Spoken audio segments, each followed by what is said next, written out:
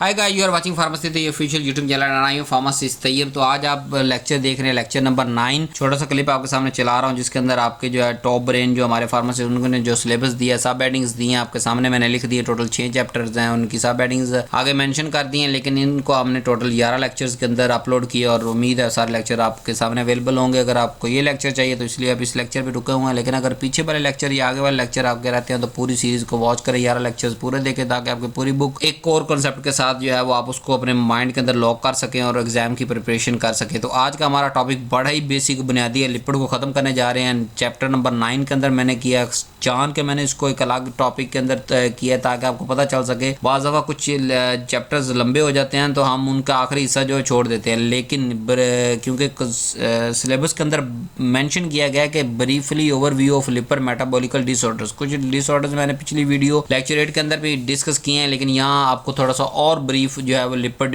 Metabolical disorders पढ़ाऊंगा, उनके symptoms, science, definitions और उनकी करेक्शंस वगैरह के हवाले से। उम्मीद है आपको लेक्चर एंड तक देखेंगे और आपको बड़ा जो है इंटरेस्टिंग लगेगा लेक्चर। छोटी सी रिक्वेस्ट के वीडियो अगर पसंद आए तो लाइक जरूर किया करें, कमेंट जरूर किया करें और चैनल को सब्सक्राइब कर लें। वीडियो ये जो हमारी बुक अवेलेबल है वेबसाइट पे जाएं www.pharmacyofficial.com और बुक का परचेज कर सकते हैं डायग्राम के साथ, शॉर्ट क्वेश्चन, लॉन्ग क्वेश्चन, जो भी एक एग्जामिनेशन पॉइंट ऑफ व्यू के साथ फोकस आपको डॉक्टर ऑफ फार्मेसी के सिलेबस के लिए लिखी गई। इसके एक्स्ट्रा कोई आपके जो है वो इसके अंदर सिलेबस नहीं है, यानी इस बुक को आपने सारा ही याद करना पड़ेगा। जो है आप परचेज कर सकते हैं। अगर आपको वेबसाइट नहीं मिल रही है, वेबसाइट पे कोई इशू आ रहा है तो आप व्हाट्सएप नंबर पर रब्ता कर लें, मेरी टीम खुद आपको जो है वो व्हाट्सएप इसके वेबसाइट तक पहुंचा देगी और आप इसको परचेज कर सकते हैं। तो आए हम बगैर देरी के साथ, जैसे मैं डिस्कस कर चुका हूँ, आज हम लेक्चर 9 पढ़ने जा रहे हैं, लिपिड मेटाबॉलिज्म्स। तो हम स्टार्ट करते हैं। आज लेक्चर पढ़ने के बाद आप काबिल हो जाएंगे कि पहले तो लिपिड मेटाबॉलिकल डिसऑर्डर को क्या होता है ये जानेंगे, दूसरा उसको क्लासिफाई करेंगे, कम से कम ऐसी क्लासिफिकेशन पढ़ेंगे जो आपके सिलेबस के हद तक जरूरी है, लाजम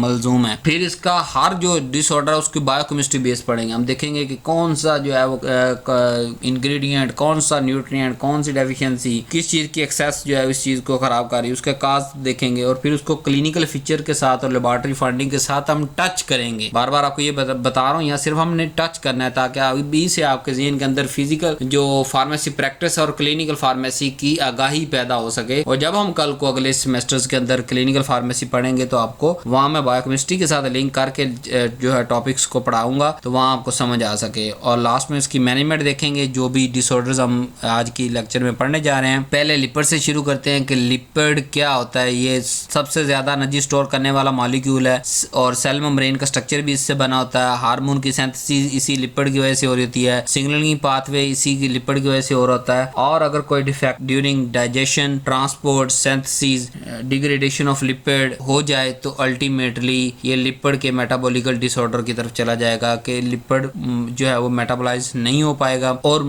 जो मोस्ट कॉमन है उनमें जो कॉन्सिक्वेंस हमारे पास आते हैं वो कार्डियोवैस्कुलर जो है वो कॉन्सिक्वेंस बहुत ज्यादा नजर आते हैं। अगर लिपिड मेटाबॉलिकल डिसऑर्डर्स की बात करें तो ये ऐसी कंडीशन है जो कि एबनॉर्मल मेटाबॉलिज्म ऑफ लिपिड होने की वजह से होती है। उसमें सबसे पहले कि हमारा जो प्लाज्मा का लिपिड लेवल है वो चेंज हो जाएगा, बढ़ जाएगा या कम हो जाएगा। लिपिड स्टोरेज एबनॉर्मल हो जाएगा, यानी एक आध से ज्यादा स्टोर हो जाएगा या एक स्टारवेशन की हालत के अंदर बहुत ज्यादा कम रह जाएगा। और लिपिड का जो इस्तेमाल है बॉडी का उसमें भी कभी कम ज्यादा हो सकता है, जैसे इंसुलिन, डायबिटीज के अंदर जो है वो। तो इन तीनों कंडीशन को आपने याद रखना है कि इन तीनों में से कौन सी चीज इस लिपिड मेटाबॉलिक डिसऑर्डर, तीनों में से क्या काम हो रहा होगा। पहला, या तो प्लाज्मा लिपिड के लेवल जो बढ़ या कम हो रहा होगा, लिपिड स्टोरेज ज्यादा या ना होने के बराबर हो रहा होगा, और लिपिड की यूटिलाइजेशन, इस्तेमाल कभी हम तो नॉर्मल और कभी एक्सेस और कभी बहुत ज्यादा कम हम करना शुरू कर देंगे। क्लासिफिकेशन की बात करते हैं, मेजर 7 मैंने कंक्लूड किए हैं जो कि आपके सिलेबस के हद तक ओके हैं, इनको रटा मारे आप याद करें। आए देखते हैं सबसे पहले हाइपरलिपिडीमिया या डिसलिपिडीमिया, दूसरा ओबेसिटी मोटापा,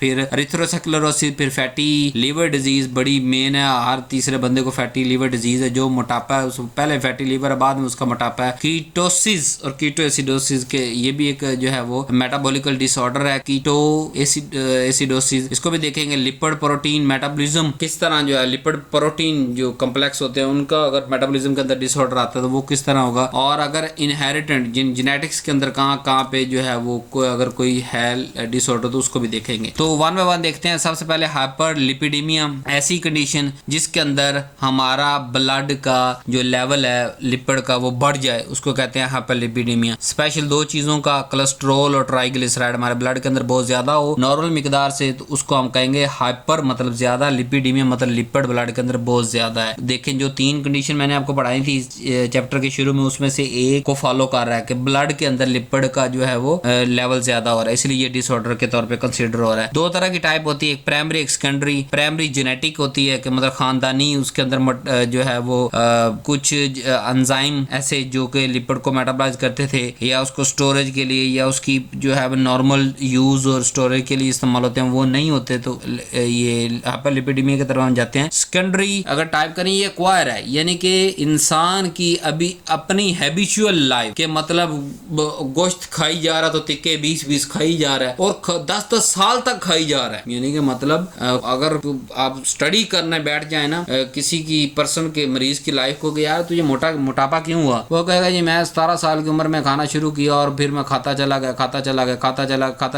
मतलब हफ्ते के अंदर एक दफा अगर थोड़ा सा ज्यादा कम खा रहे हैं तो समझ में आता है। अब क्या है कि डेली तिक्के कबाब और चलो वो भी डेली भी आप खा सकते हैं, कोई 1-2 नॉर्मल मिकदार के अंदर, आप नहीं जो है दूसरी सालन वगैरह या इसकी तरफ नहीं आते, ठीक है आप खाएं, लेकिन अब डेली 10 तिक्के, डेली 20 कबाब जो है वो बाज दफा मैं चले अपनी एक होटल की बात बता देता हूँ। मैं एक दफा एक फेमस होटल अपने इलाके के अंदर खड़ा हुआ था, बंदा आया, उसने पैसे दिए, उसने कहा यार 10 कबाब और 10 तिक्के देने हैं, लेकिन कबाब पहले दे दे, यहीं पे 2-2 करके देता जा, मैं खाता जाऊंगा। वो काउंटर के एक साइड पे खड़ा हो गया और वो जो है वो मेरी बस उस तरफ थोड़ी नजर चली गई, फोकस चला गया कि यहाँ पे कर क्या रहा है ये, तो मैंने उसको जब नोट किया वो 2-2 करके उसको दे रहा था, वो 2-2 करके जो है वो प्लेट के अंदर खाई जा रहा था 10-12 उसने खाए, वो फिर तिक्के भी उसने 2-2 करके लिए, 2 स्लाइस ले, फिर 2 नेक्स्ट 2 खड़े उसने कोई रोटी नहीं खाई, कोई बोतल नहीं पी, कोई पानी नहीं, कोई सलाद नहीं, कोई रायता नहीं। मैं सर पकड़े खड़ा हो गया कि चलो यार चाहे 1500-2000 अपना खर्च करके गया, लेकिन अंदर पेट के अंदर डाल के क्या लेके गया, यानी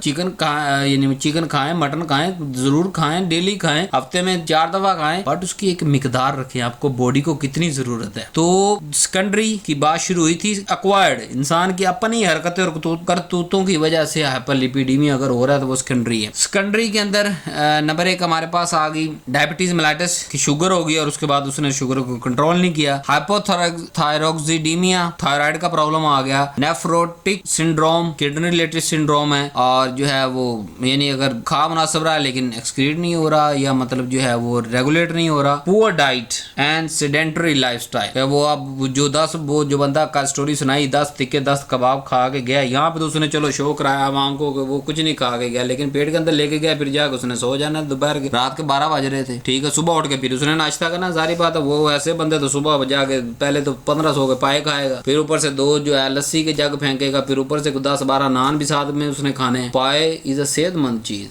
खाएं जरूर खाएं, बट जब आपने नान पाए के साथ मिला लिया बेड़ा गर्क कर दिया। फिर उसी तरह पहले लस्सी पी ली 4 गिलास, पहले पाए गर्म, ऊपर से लस्सी पी ठंडी, पेट के अंदर बेड़ा गर्क, फिर थोड़ी देर के बाद फिर चाय पी रहे हैं 2 कप, फिर ऊपर से बोतल, अब डिका नहीं आ रहा बोतल पी रहे हैं, कर क्या रहे हैं, गरम ठंडा गरम ठंडा गरम ठंडा, किधर जा रहे हैं। थोड़ा सा खाएं जितना पेट आपका हजम करे, और 6 से 8 घंटे या 12 घंटे डाल के दोबारा खाएं, और फैसला कर लें कि मैंने इस जो खाना खा रहा हूं उसके साथ बोतल पीनी है या मैंने चाय पीनी, जो एक चीज चाहिए वो आप ले लें, बस फिर रात को देखेंगे, रात का खा ले तो सुबह को देखेंगे। ये नहीं कि आप हर शिफ्ट के अंदर आप हर तरह का मेन्यू को ट्विस्ट करके मैदे के अंदर डालते जा रहे हैं और गर्म सर्द का जो है वो अब ध्यान नहीं रख रहे, फिर कह रहे हैं डिकार आ रहे हैं, ज्यादा हजम हो रहा है, ज्यादा भूख लग रही है, हजम नहीं हो रहा, कॉन्स्टिपेशन हो रही है। बड़ा लाइफस्टाइल बड़ा इफेक्ट करता है बीमारियों के अंदर, स्पेशली ऐसी बीमारियों के अंदर। अब अगर हम इसी की बायोकेमिस्ट्री देखें, यानी कि हाइपरलिपिडेमिया यानी ब्लड के अंदर लिपिड बहुत ज्यादा है, तो बायोकेमिकल बेसिस क्या होगी कि लिपिड की सिंथेसिस हो सकता है अंदर बहुत ज्यादा हो रही हो और क्लीनेस कम हो रही हो लिपिड प्रोटीन की शक्ल के अंदर, तो ओवरऑल क्या होगा, जब बर्न ज्यादा रहा है, एक्सक्रीट कम हो रहा है, तो बाकी सारा बेचारा ब्लड के अंदर ही आ जाएगा। फिर defective low density lipoprotein receptor के लो डेंसिटी लिपोप्रोटीन रिसेप्टर वो अगर डिफेक्टिव हो गए तो वो उसकी वजह से भी ओवरऑल लिपिड मेटाबॉलिज्म बढ़ जाएगा, एलडीएल बढ़ जाएगा, ट्राइग्लिसराइड हमारे ब्लड के अंदर बढ़ जाएगा, लो डेंसिटी लिपोप्रोटीन इसको कहते हैं। तो इन यानी कि बर्न ज्यादा रहा है, एक्सक्रीट कम हो रहा है, या इस्तेमाल कम हो रहा है, या खाया ज्यादा, स्टोर ज्यादा हुआ, का इस्तेमाल कम हुआ, बाकी सारा ब्लड के अंदर ही जाना है। फार्मास्यूटिकल रेलेवेंस की अगर बात करें तो जैसे मैंने आपको पढ़ा के आ चुका हूँ, statin, fibrate, bile acid sequestrant, lifestyle modification, इन सारी चीजों को हम सामने रखते हुए इसको मैनेज करते हैं, और ये फार्मासिस्ट का ही हमारा ही काम है थेरेपी एडहेरेंट करवाना और उसकी लाइफस्टाइल के अंदर चेंजेस लेके आना और मॉनिटर मॉनिटर करना ताकि उसके अंदर जो है वो हाइपरलिपिडीमिया की कंडीशन को खत्म हो सके। अब ओबेसिटी, हाइपरलिपिडीमिया तो हमने ब्लड लेवल तक की बात की कि ब्लड के अंदर लेवल प्रोफाइल अप हो गया तो हाइपरलिपिडीमिया। ओबेसिटी मतलब मोटापा जो नजर आ रहा है, क्या मतलब excessive fat accumulation due to imbalance between calories intake and energy expenditure, मतलब खा ज्यादा रहे हैं लगा कम रहे हैं, बॉडी पे खर्चा कम कर रहे हैं, बॉडी से काम कम ले रहे हैं पर खा ही जा रहे हैं। तो जब ये इम्बैलेंस आ गया, बॉडी क्या करेगी, स्टोर करना शुरू कर देगी। वो जब स्टोर करेगी तो मोटापा की तरफ पेट, फिर हाथ, बाजू, बॉडी, लेग, हर जगह पे स्टोर होना शुरू हो जाएगा। जहाँ एडिपोज टिश्यू है वहां पे जो है स्टोर होता चला जाएगा जनाबी। तो दिस इज कॉल्ड ओबेसिटी, कि फैट का अकोमुलेशन हो जाना बॉडी के अंदर। ब्लड में अगर प्रोफाइल चेंज हो रही है तो हाइपरलिपिडीमिया। अब इसकी बायोकेमिस्ट्री क्या है कि इंक्रीज लिपोजेनेसिस, कि आप रॉ मटेरियल प्रिकॉसर इतना दे रहे हैं कि लिपिड बनता ही जा रहा बॉडी के अंदर। और ऑक्सीडेशन, माशाल्लाह कभी आपने स्टार्विंग की तरफ सोचा ही नहीं कि मैंने फास्टिंग करनी है तो फैट के ऑक्सीडेशन की जरूरत ही नहीं पड़ी बॉडी को। या बाज दफा जैसे इंसुलिन रेजिस्टेंस डायबिटीज की वजह से आ गई तब भी नहीं हो पाती, यानी कि तो क्या होगा कि मेजर जो है वो ये रिस्क फैक्टर होता है स्पेशली मेटाबॉलिकल सिंड्रोम की तरफ। और ओवरऑल क्या होता है कि बॉडी के अंदर फैट अकोमुलेट होना शुरू हो जाता है। इसके अंदर अब हम एंटी ओबेसिटी ड्रग देते हैं और खाने की थोड़ी सी तमीज सिखाते हैं, काउंसिल करते हैं कि इतनी बॉडी की रिक्वायरमेंट आप उतना खाओ। मॉनिटर करते हैं उसकी लिपिड प्रोफाइल हर महीने 2 महीने के बाद, और जो है वो वेट मैनेजमेंट प्रोग्राम बना के देते हैं। उसको टारगेट देते हैं कि यार तूने महीने के बाद 2 किलो 1.5 किलो वजन कम, फिर अगले महीने ये करना है, अगले ये महीने पूरा 6 महीने साल का चार्ट बना के देते हैं और फिर स्ट्रिक्टली उसको हर विजिट पे ऑब्जर्व करते हैं। मैं बता रहा हूँ ना, ये सारा फार्मासिस्ट का काम है। मेडिसिन रिकमेंड करना, पेशेंट को गाइड करना, पेशेंट की थेरेपी को मॉनिटर करना, पेशेंट को काउंसिल करना, पेशेंट को जो है वो डिजाइन करना different program, weight management program या बीपी कर, तो ये ओवरऑल आपकी ये उसके आते हैं। फिर उसको ड्रग को अडेयर कर भी रहा है, थेरेपी को अडेयर कर भी रहा है कि नहीं कर रहा, जो फूड आपने बताई उतनी ही खा रहा है या उससे कम या ज्यादा खा रहा है। तो इस तरह हम जो है वो पेशेंट की ओबेसिटी को कंट्रोल करते हैं और कम करवाते हैं। और मोटापा बड़ी बुरी बला है। एरिथ्रोसेक्लेरोसिस क्या होती है? ये एक ऐसा डिसऑर्डर है जो कि कोलेस्ट्रॉल को डिपोजिट करवा देता है, लिपिड को डिपोजिट करवाता है ब्लड वेसल के अंदर, यानी बॉडी के अंदर अगर वो हुआ तो ओबेसिटी। और अगर ब्लड वेसल या आर्टीरियल वॉल यानी आर्टरीज के अंदर, वाल के अंदर जो है वो जुड़ना शुरू हो गया और प्लैग्स बनने शुरू हो गए, कोलेस्ट्रॉल और लिपिड जो है वो वहां पे, तो आर्टरीज तो फिर ब्लॉक होंगी। तो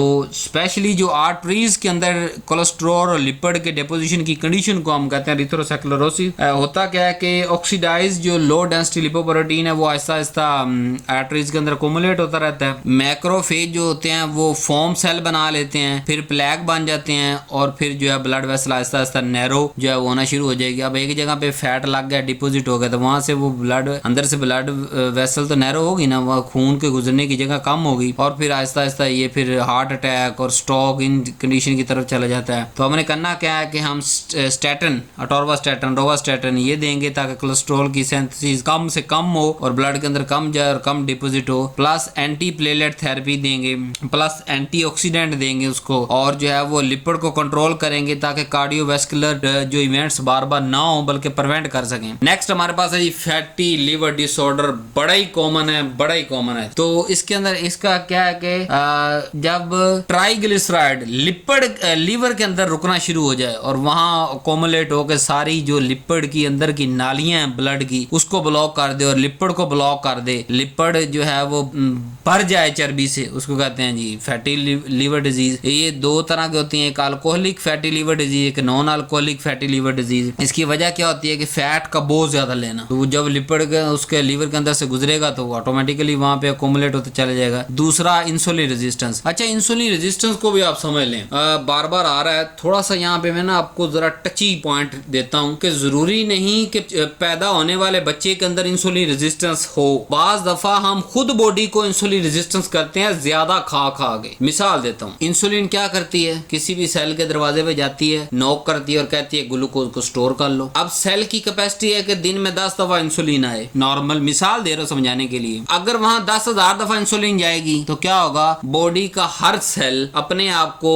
मॉडिफाई कर लेगा और इंसुलिन के लिए वो दरवाजे नहीं खोलेगा, उस पे जो है वो एक्ट नहीं करेगा, उसकी जो सिग्नलिंग का जो पूरा प्रोसेस है वो सेल उसको चेंज कर देगा, मॉडिफाई कर लेगा अपनी कंडीशन के अंदर। तो क्या होगा कि इंसुलिन काम आएगी। और इसकी सबसे बड़ी वजह धौष बुने के साथ खाना है, जरूरत के ज्यादा खाना, जो कि फिर कोलेस्ट्रॉल और लिपिड्स और इन चीजों की तरफ जब जाता है तो इंसुलिन को ज्यादा काम करना पड़ता है आहिस्ता आहिस्ता वक्त के साथ साथ हमारा लाइफस्टाइल, में इसलिए कह रहा हूँ ना, लाइफस्टाइल से भी इंसुलिन रेजिस्टेंस आ सकती है। फिर फैटी एसिड सिंथेसिस बहुत ज्यादा अंदर शुरू हो जाए और ऑक्सीडेशन ना हो, जब ऑक्सीडेशन नहीं होगी तो कहाँ से वो एक्सक्रीट और दूसरी तरफ से जाएंगे। हाँ, बट ये अर्ली स्टेज के अंदर टाइप 1, 2, 3 तक आई थिंक 1 और 2 रिवर्सिबल होते हैं। और अगर हम बात करें, अगर मैं यहाँ थोड़ा सा अल्कोहलिक फैटी लीवर और नॉन अल्कोहलिक को आपको समझा सकूं, तो अल्कोहलिक एक्चुअली अल्कोहल के इस्तेमाल की वजह से कि जब बहुत ज़्यादा अल्कोहल कंज्यूम करते हैं और जो है वो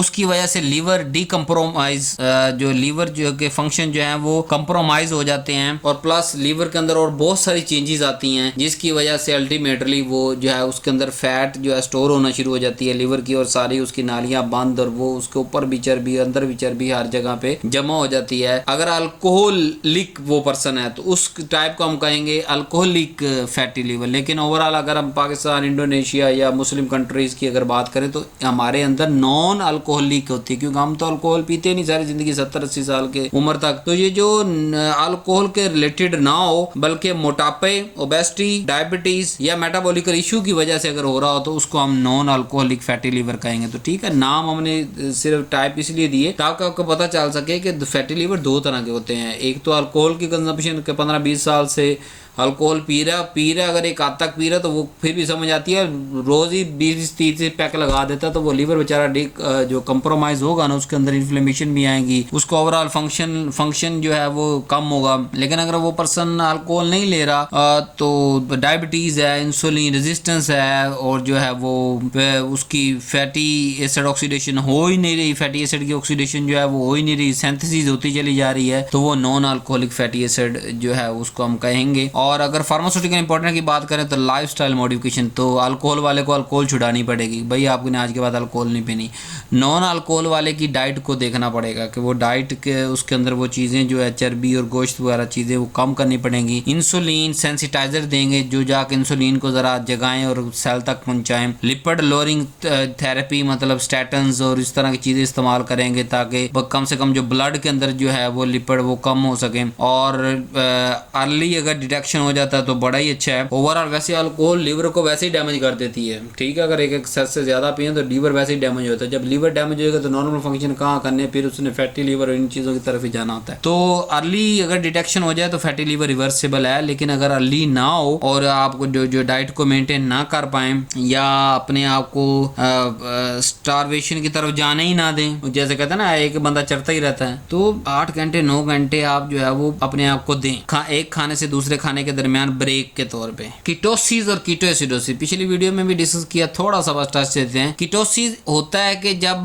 कार्बोहाइड्रेट ना हो, यानी हम कम ले रहे हो और फैट ज्यादा ले रहे हो, या स्टारवेशन की वजह से हमारी बॉडी फैट को की ऑक्सीडेशन ज्यादा कर दे, तो ओवरऑल क्या होगा, हमारी बॉडी के अंदर कीटोन बॉडीज ज्यादा होनी शुरू हो जाएंगी फास्टिंग और लो कार्बोहाइड्रेट डाइट्स की वजह से। तो इस फिनोमेना कहते हैं कीटोसिस। बट अगर बहुत ज्यादा कीटोन बॉडीज हमारी बॉडी के अंदर ब्लड के अंदर जो है वो जमा होना शुरू हो जाएंगी, वहाँ क्या करेंगे, वो पीएच लोअर कर देंगी, यानी एसिडिक करेंगी ब्लड को। हालांकि ब्लड की जो है पीएच वो एसिडिक नहीं होनी चाहिए, उसकी जो ओरिजिनल है वही रहनी चाहिए। तो जब एसिडिक हो जाएगी तो क्या होगा, बार बार जो है वो यूरिन आएगा, हमें वोमिटिंग होगी, कन्फ्यूजन होगी, ये सारी सिम्टम्स अपेयर होंगी और ये एक मेडिकल एमरजेंसी है कीटोएसिडोसिस। ये स्पेशली टाइप 1 के अंदर जब आप अनकंट्रोल्ड रहते हैं, टाइप 1 आपकी शुगर कंट्रोल ही नहीं हो रही टाइप 1 के अंदर जाके, तो ये कीटोएसिडोसिस आपको हो सकती है। और इसके लिए इंसुलिन थेरेपी सबसे पहले इंसुलिन थेरेपी लगाएं ताकि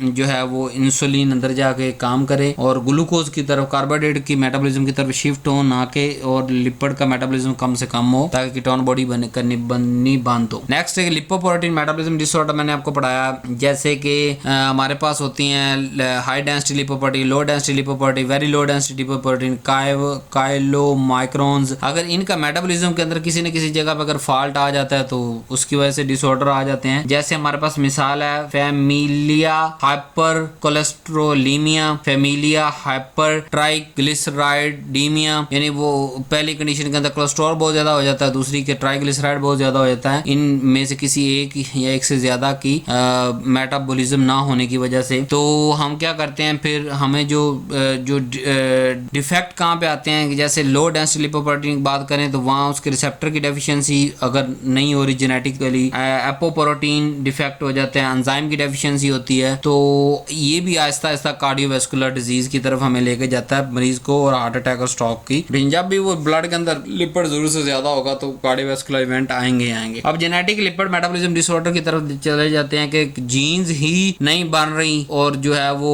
जो लिपिड डिग्रेडिंग एंजाइम है वो अगर बन रहे हैं तो उसका नकारा है, पास दफा नहीं बन रहे होते। जैसे हमारे पास मिसाल है जी टाई सेक डिजीज और कोचियर डिजीज, ये दोनों जेनेटिक डिसऑर्डर हैं। ओवरऑल क्या होता है कि बॉडी के अंदर जो है वो टिश्यूज के अंदर लिपिड की अकोमोडेशन बहुत ज्यादा हो जाती है और आहिस्ता आहिस्ता जो है वो जो ऑर्गन कोलैप्स करना शुरू कर देते हैं और सारे ऑर्गन जवाब देना शुरू कर देते हैं, खराब होते चले जा रहे होते हैं। अगर हम थोड़ी सी लेबोरेटरी को टच दें तो जो कॉमन टेस्ट हम रिकमेंड करते हैं इसके लिए वो टोटल कोलेस्ट्रॉल है, लो डेंसिटी कोलेस्ट्रॉल चेक करते हैं, high density lipoprotein cholesterol check करते हैं, ट्राइग्लिसराइड चेक करते हैं, ओवरऑल लिपिड की प्रोफाइलिंग करते हैं। ये बड़ा ही जरूरी है जब भी हमने लिपिड के मेटाबॉलिज्म को देखना है कि वो बॉडी के अंदर हो रही है, नहीं हो रही, कम हो रही, ज्यादा हो रही, ओबेसिटी है, कौन से जो है वो डिसऑर्डर को है। तो फार्मासिस्ट इसके अंदर क्या करेगा कि जब लिपिड प्रोफाइल को करेगा तो उसको इंटरप्रेट करना है, उसने निकालना है कि ये वाला जो है वो अगर ट्राइग्लिसराइड आपका ज्यादा है, ये कोलेस्ट्रॉल ज्यादा है, ये चीज ज्यादा है, ये कम है, तो उसके बाद उसके मुतालिक हम ड्रग स्टैटिन्स वगैरह मोस्टली यूज़ करते हैं और कितने मिकदार की देनी है वो प्रोफाइलिंग से पता चलेगा कि 5 mg देनी, 10 देनी, 20 देनी। और अप्रोप्रिएट थेरेपी प्लस साथ में थेरेपी के अंदर सिर्फ मेडिसिन नहीं होती, प्लस उसकी जो है वो एक्सरसाइज की रूटीन, खाने की रूटीन और जो है वो चेकअप कब कब करवाने हैं वो सारा हम करते हैं। फिर ड्रग की सेफ्टी, एक से ज़्यादा ड्रग जब हम दे रहे होते हैं तो ओवरऑल उनके इंटरेक्शन को नोट करते हैं, डाइट और लाइफ स्टाइल चेंज करवाते हैं। देखें कुछ ऐसी चीज़ें जो लाइफस्टाइल के बगैर चेंज नहीं हो सकती। और फिर ड्रग इंड्यूस जो अगर लिपिडीमिया उस पेशेंट के अंदर हो रहा है तो उस इंटरेक्शन को नोट करके हम जो है वो पेशेंट को प्रिवेंट करते हैं कि उसके अंदर डिसलिपिडीमिया ना हो। आज का यहाँ पे लेक्चर हम खत्म करते हैं, चैप्टर भी हमारा खत्म हो गया है। उम्मीद है आपको लेक्चर बड़ा पसंद आया होगा। नेक्स्ट लेक्चर तक के लिए अल्लाह हाफिज़।